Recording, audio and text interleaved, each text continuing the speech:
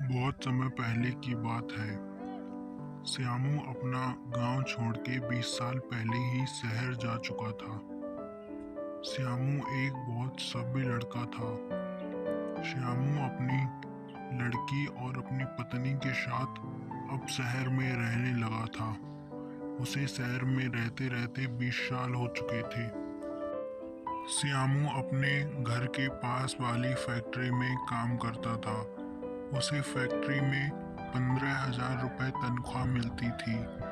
वह उस फैक्ट्री में काम करके एक बड़ा सा घर खरीदना चाहता था।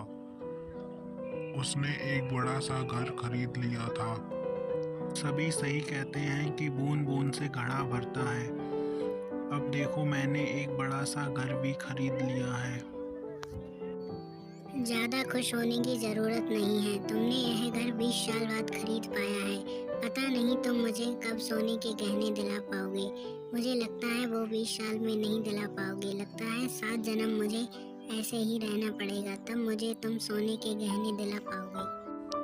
श्यामू एक दिन फैक्ट्री में काम करते करते अचानक उसकी तबीयत खराब हो गई। वो सीधे ही अस्पताल चला गया।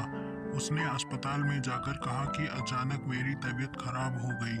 तो डॉक्टर ने उसे बताया कि तुम्हें कैंसर हो गया है।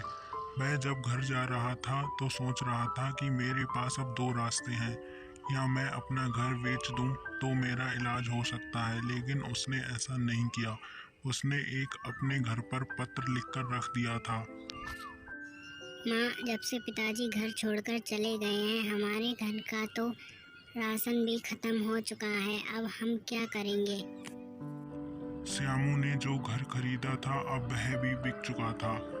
श्यामू की पत्नी और बेटी अब फुटपाथ पर रहते थे। एक दिन श्यामू का छोटा भाई शहर जाता है और उन दोनों को अपने घर गांव ले आता है और अपनी भाभी जी से कहता है कि तुम मेरे बर्गर की शॉप को देखो।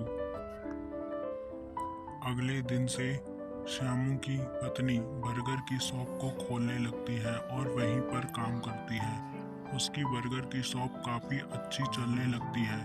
इस बात से वह बहुत खुश होती है।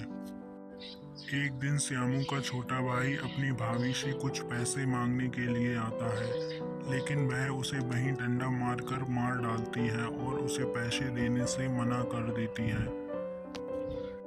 अगले दिन जब श्यामू की पत्नी अपना बर्गर का स्टॉल खोलने के लिए जाती है तो वहां पर श्यामू आया हुआ होता है, लेकिन वह श्यामू को पहचान न पाने के कारण उसकी भी हत्या करके उसकी चैन अंगूठी भी छीन लेते